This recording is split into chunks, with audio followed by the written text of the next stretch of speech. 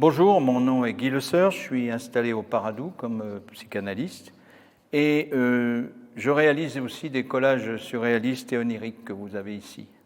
Donc cette exposition permet de donner cette conférence puisque nous exposons nos œuvres avec Michel Mirabel, qui est photographe-auteur, et moi j'expose mes collages, mais autour d'un thème commun qui est les chevaux de la nuit ou les rêves à rebours, parce qu'aujourd'hui on va parler du rêve. Et cette exposition, elle part d'une idée commune de faire un livre sur les chevaux de la nuit avec les images de Michel Mirabel et mes images, collages et photographies. C'est aussi le titre du livre, alors je vous le montre, le titre du livre qui s'appelle « Les chevaux de la nuit ou les rêves à rebours », où vous trouvez à l'intérieur nos images et puis un texte sur le rêve et la façon de l'interpréter. Bien, alors permettez-moi de remercier pour cette exposition et cette conférence M. François Bernardini, qui est maire de la très culturelle et très dynamique cité d'Istres, Madame Nicole Julia, première adjointe et déléguée à la culture, et puis Madame Emmanuelle Duliège, qui est directrice de la communication de la ville d'Istres, et puis Sylvie Cruzel-Villette, qui est chargée des projets artistiques de la ville d'Istres, et qui est responsable de cette exposition. Elle nous a beaucoup aidés dans la mise en scène et je la remercie. Cette conférence donc se fait en deux parties. Vous avez déjà eu peut-être la première partie, enfin en tout cas je vous invite à la revoir ou à la voir, sur l'inconscient, le rêveur et le psychanalyste. Et ce que je vais présenter maintenant, c'est cette deuxième conférence qui va avoir comme objet eh bien, les attrape-rêves. Les attrape-rêves amérindiens. Et de là, je brancherai sur les cauchemars. Alors, cette conférence, c'est une conférence un peu plus courte qui va permettre de comprendre la culture de ce test ustensile et qu'est-ce que ça peut vouloir dire, notamment en Amérique du Nord. J'ai beaucoup étudié l'histoire des attrape-rêves qui sont maintenant assez banalisés, mais qui contiennent un sens très profond. Alors, c'était pendant l'horreur d'une profonde nuit, et je ne vais pas vous raconter Racine, le rêve d'Athalie. Et pourtant, parce que si j'avais commencé par les vers de Racine, ça aurait donné le ton du cauchemar, plutôt angoissant, et du rêve d'angoisse, on va dire. Le ton dramatique et littéraire aurait été donné. Alors, il y a des collages que j'ai ici qui représentent des cauchemars, comme la vue cataclysmique de New York envahie par les eaux et par les incendies, ou une des photographies de Michel Mirabel, qui se situe ici, et qui montre un oiseau mort sur le bord d'une fenêtre sale, vieille fenêtre, avec des toiles d'araignée. Donc ça fait entrer dans le monde de la nuit, mais le monde de la nuit des cauchemars. Alors, j'en parlerai à la fin de ma conférence. Maintenant, on va parler des attrape-rêves, ou des dream catchers, comme disent les Américains ou les Canadiens. Alors, c'est une partie qui va être à la fois ethnologique, anthropologique et psychanalytique. Pourquoi ?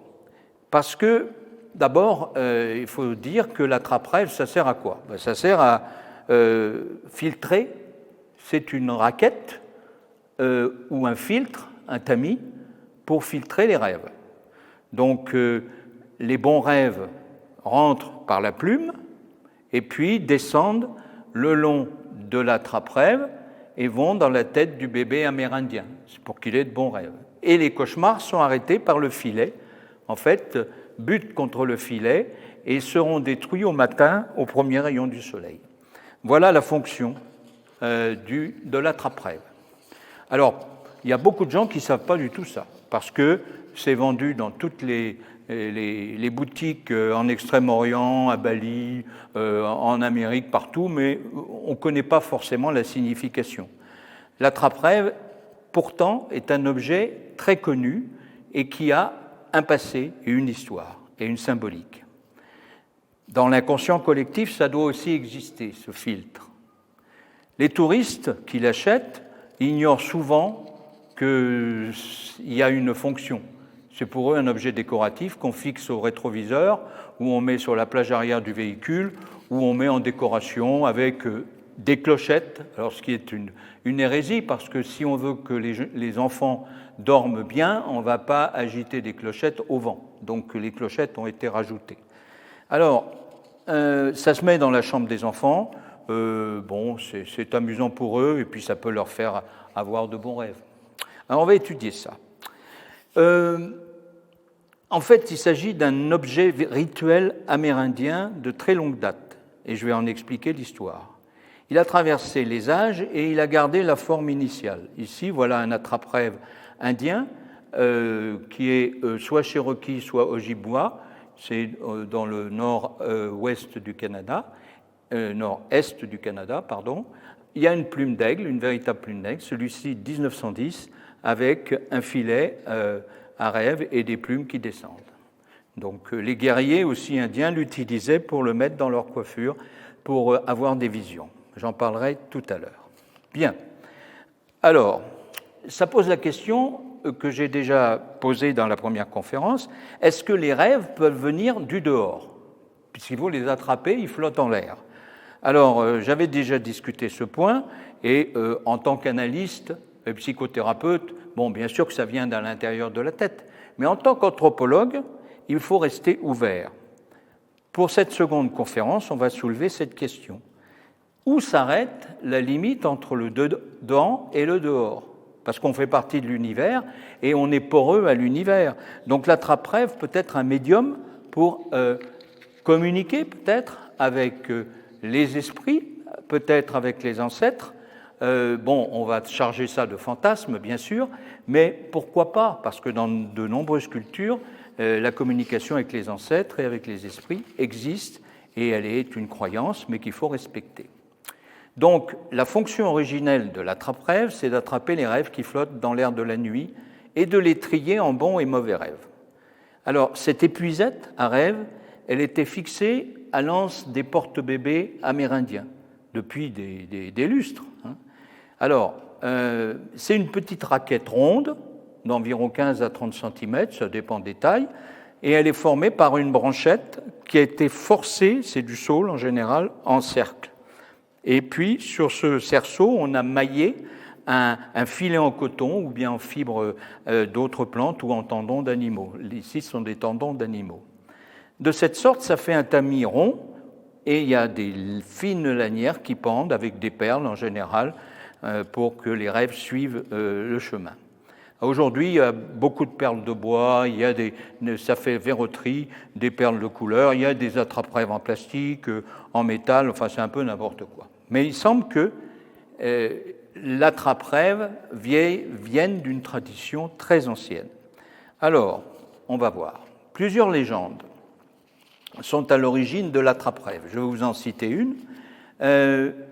Celles que nous avons pu relever, elles ont toutes un point commun, c'est l'histoire du tissage d'une toile d'araignée. En fait, ça ressemble à une toile d'araignée. La légende de Chippewa ou Ojibwa, c'est les tribus algonquines près des Grands Lacs, ou au Canada ou en Amérique du Nord, c'est en Amérique du Nord, et c'est une tribu indienne des plaines du Nord-Ouest. Donc c'est les Indiens qui bordent toute la région des plaines des États-Unis et du sud-est du Canada. Alors on dit que la mère araignée, qui s'appelait à ce moment-là Assibekashi, je le prononce très mal, aidait Wanabuzu. Wanabuzu, c'était le fou du roi, celui qui faisait des farces aux tribus. Elle l'avait aidé à attraper dans sa toile les rayons du soleil qui n'éclairaient plus le monde, parce qu'à un moment donné, il y avait la nuit partout. Et les deux, la grand-mère, la mère araignée, la mère de tous les peuples, réussirent avec Wanabozo à attraper les rayons du soleil pour qu'existe le jour. Et c'est pour ça qu'elle tissait sa toile, la mère araignée, la nuit, de façon à ce que la nuit puisse retenir la rosée, les gouttes d'eau, et qu'au matin, eh bien, ces gouttes se transforment en rayons du soleil ou attrapent les rayons du soleil. Et les premières lueurs du jour chassaient la nuit et son cortège d'angoisse. Donc vous voyez déjà, on rentre dans une symbolique qui a un effet presque thérapeutique. Quand les Ojibwa, les Chippewas, les Indiens des plaines, se dispersèrent dans les 4 coins de l'Amérique du Nord ou du Canada, la grand-mère araignée, elle a eu beaucoup de mal à tisser pour chaque tribu toutes les toiles nécessaires pour faire revenir les rayons du soleil, pour attraper les rayons. Alors c'est pourquoi elle a délégué la mère araignée à toutes les grand-mères et aux sœurs et aux mères aussi le soin de tisser des filets magiques qui étaient transportables. D'où l'origine de l'attrape-rêve, pour attraper la lumière et chasser les terreurs nocturnes. Donc c'était une sorte de vadémécum qui permettait aux tribus d'emmener aussi l'attrape-rêve, mais de même d'attraper les rayons du soleil. Et en s'inspirant du modèle naturel, elles confectionnèrent des cerceaux en vertu de la toile d'araignée, et maintenant on connaît, c'est une petite toile d'araignée en fait. Et elles ont fixé ça sur les porte-bébés des enfants avec différents colifichets pour leur faire avoir un bon sommeil. Alors, en fait, ces petits cerceaux sont devenus de sun catchers, attrapeurs de soleil, à attrapeurs de rêves, et pour détruire les cauchemars. Cette fonction de filtre, eh bien, c'est important parce que c'est non seulement la nuit qui porte conseil, mais c'est aussi l'énergie positive du soleil qui va rendre la vie à la tribu et indiquer aussi dans quelle direction il faut aller, parce que l'attrape-rêve a servi pour les guerriers d'éléments de vision. Alors, ça nous amène à la vision et à sortir un peu de l'enfance indienne. Les guerriers portaient souvent cet attrape-rêve, enfin ce symbole, dans les cheveux, et puis ainsi ils avaient la bonne route, parce que ça stimulait leurs rêves pour déterminer la route à suivre pour la tribu. Donc, au-delà de la simple fonction de gardien du sommeil de l'enfant, le rêve a conditionné et conditionne encore de très nombreux aspects de la vie des tribus amérindiennes, et c'est un point commun culturel qu'on retrouve dans d'autres cultures sans forcément l'attrape-rêve. Donc, les rêves apportaient sagesse et connaissance, et ils testaient leurs rêves dans la vie courante, et ainsi ils prenaient conscience de leur propre force. L'objectif quotidien de chaque Indien, de chaque Amérindien, c'était de faire coïncider la réalité avec les rêves, c'est-à-dire de coller le plus possible avec les rêves. Donc, c'était des souhaits de l'âme pour eux. Et ça, c'est pas très loin de Freud, avec les désirs refoulés et les pulsions. Les souhaits de l'âme et les soins de l'âme. Ainsi, c'était des précurseurs de la théorie de Freud sur les rêves comme expression des désirs refoulés. Donc, ce rêve que l'on prend en tant que psychanalyste comme voie royale vers l'inconscient, eh bien, était déjà perçu par les Indiens comme une fenêtre ouverte sur un monde dans lequel l'âme se fond avec la nature des êtres et des choses. Donc, on peut penser au chaman parce que c'est vraiment le monde qui se complète, le monde de la nuit, le monde du jour. Et donc, que ce soit par le sommeil naturel ou la transe hypnotique, l'inconscient dans la nuit va s'ouvrir, l'esprit ou l'âme du sujet va voyager dans le monde des esprits animaux, comme les chamans le font, les animaux, les végétaux et les ancêtres.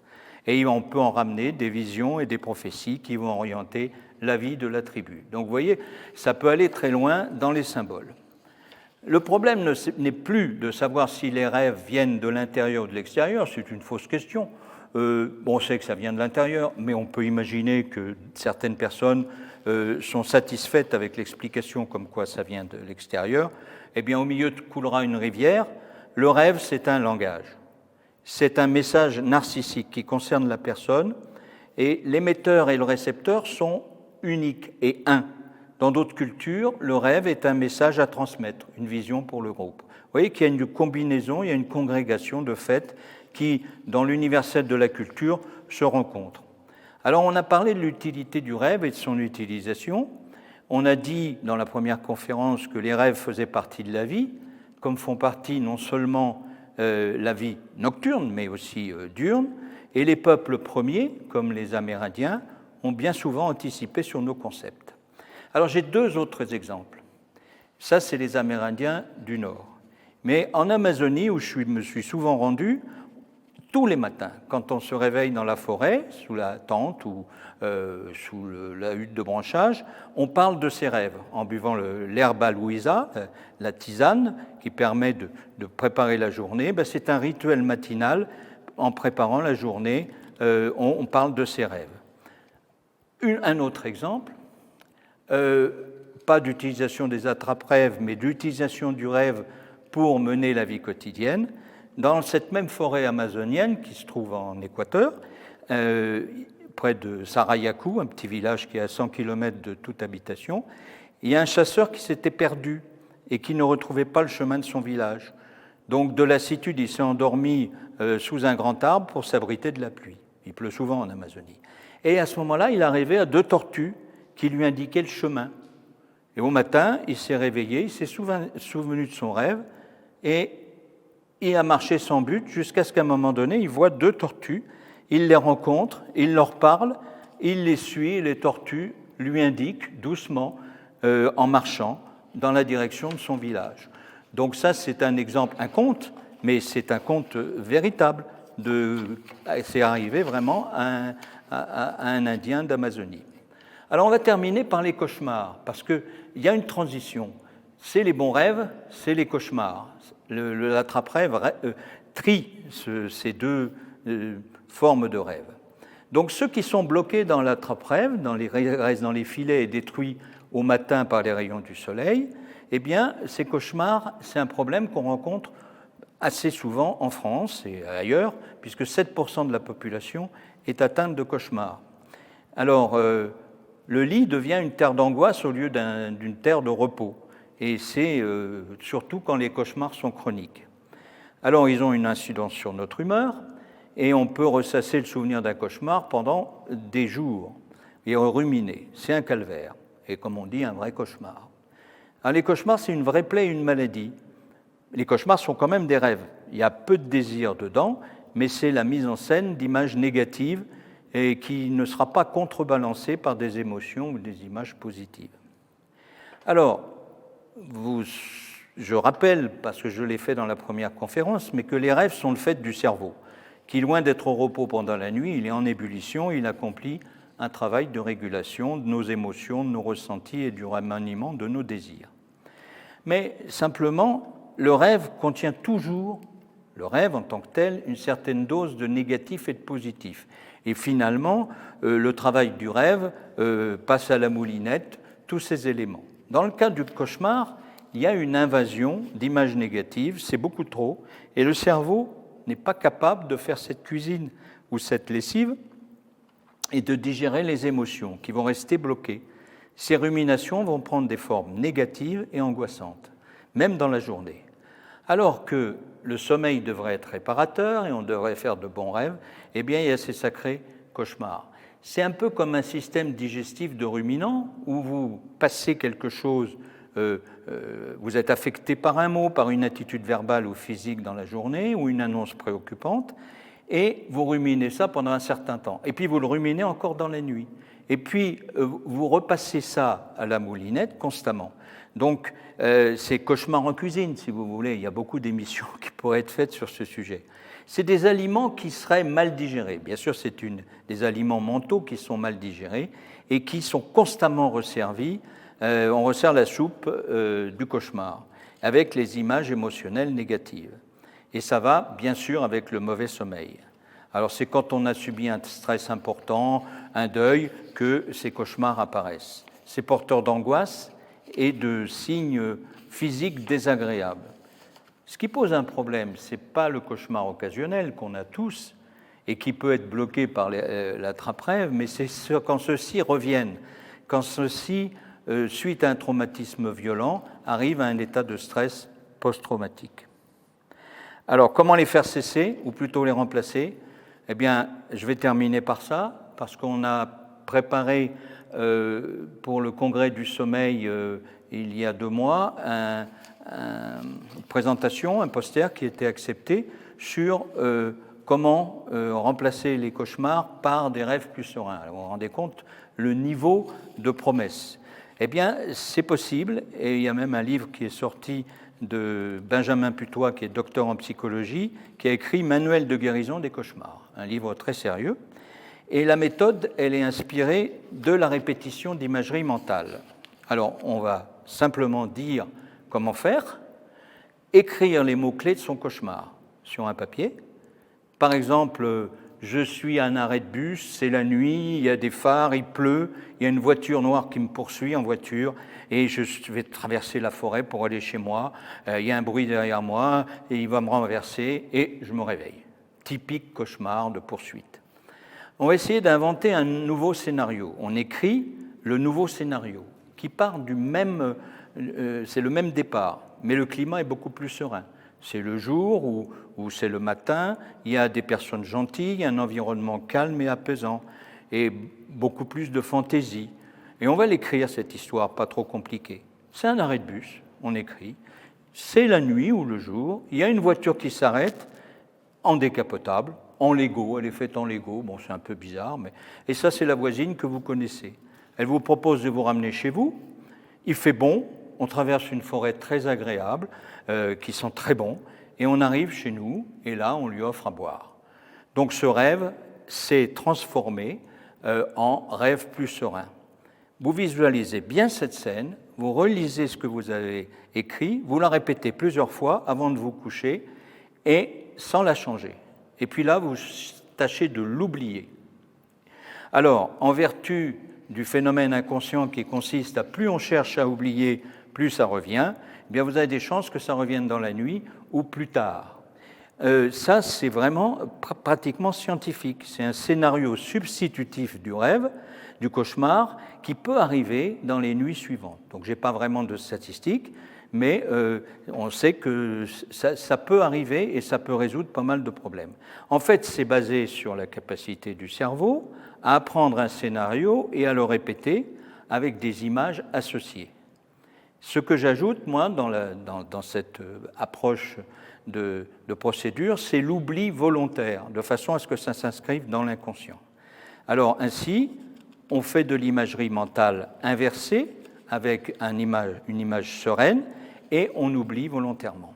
Alors, on peut aussi utiliser les attrape-rêves, mais c'est peut-être moins efficace parce que c'est trop symbolique, il faut avoir un effet quand même beaucoup plus important. Alors, utiliser les attrape-rêves pour les enfants qui ont des cauchemars, ça ne suffit pas, il faut consulter aussi. Mais si vous voulez en savoir plus sur les attrape-rêves, eh bien, il y a des articles qui ont été publiés à ce sujet que je tiens à votre disposition. C'était il y a une dizaine d'années. Et puis on m'a interviewé dans la revue Méditation de novembre 2020 sur ce sujet. Il y a 2 pages dans Méditation 2020 consacrées aux attrape-rêves. On vous indique aussi comment fabriquer un attrape-rêve. Alors, je termine cette seconde conférence par la suite du songe d'Athalie. Alors, Athalie de Racine. Un songe, me devrais-je inquiéter d'un songe? Entretient dans mon cœur un chagrin qui me ronge. Je l'évite partout, partout il me poursuit. C'était pendant l'horreur d'une profonde nuit. Ma mère Jézabel devant moi s'est montrée, comme au jour de sa mort pompeusement parée. Et ça continue. Donc vous voyez que l'ambiance n'est pas très rose. Et je terminerai par un extrait du Hussard sur le toit de Jean Giono, notre grand écrivain provençal, qui nous raconte « Il passa une fort mauvaise nuit. Il n'y avait que des bouffées d'un vent torride et puant. Il rêva qu'il était couché avec un de ses sergents qui lui soufflait à la figure l'haleine d'une infecte digestion de poireaux. Il essayait de le repousser, mais l'autre, naturellement, grandissait de telle façon qu'avec son souffle, il faisait ployer d'énormes châtaigniers piémontais. » Voilà des cauchemars qui sont écrits. Peut-être qu'il faudrait changer le thème. Il passa une fort bonne nuit. Il y avait à côté de lui une déesse qui lui soufflait à la figure une haleine fraîche et il essaya de l'attraper et il partit dans les nuages. Et ça, vous le répétez, vous essayez de l'oublier, peut-être que votre rêve sera meilleur. Voilà, merci.